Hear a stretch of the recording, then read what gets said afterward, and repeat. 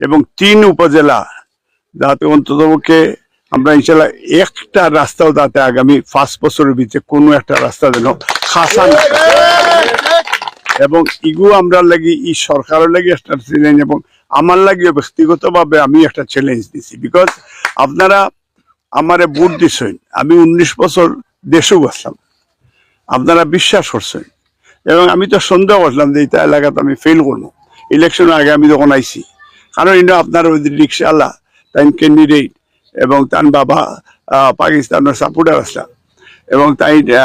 আমি তো মনে করছি যে ইনো পাকিস্তানি এলাকা বোধ হয়, কিন্তু এবার প্রমাণ করলো আপনারা যে রিয়েলি আপনারা মুক্তিযোদ্ধার পক্ষে আপনার অবস্থান, এবং এই যে এই দ্বারা আপনার মানুষের ব্ল্যাক ম্যাজিক করার চেষ্টা করছেন, ব্যস্ত ফাটাই দিন, এবং আমরা দুজগর কাহিনীও হই, এবং তার ভোট দিলে তারা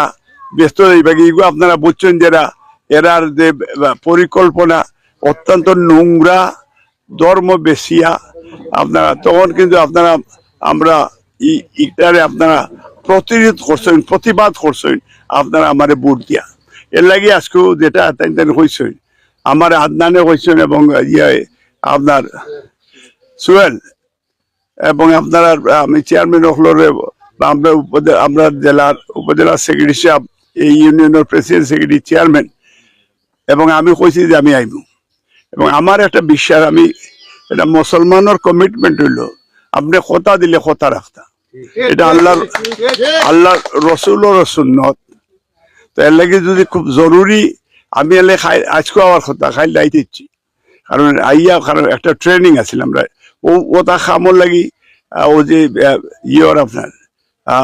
ইউএনডিপির একটা ট্রেনিং এমপি হলো তারা দিরা ডেভেলপমেন্ট বা আইন কানুন সম্পর্কে, কারণ আমি তো না এমপি, খালি আমি নাই মন্ত্রী হলো ট্রেনিং দিরা, বিকজ সবে সাইরা, এবং মাননীয় প্রধানমন্ত্রী উনি তো খুব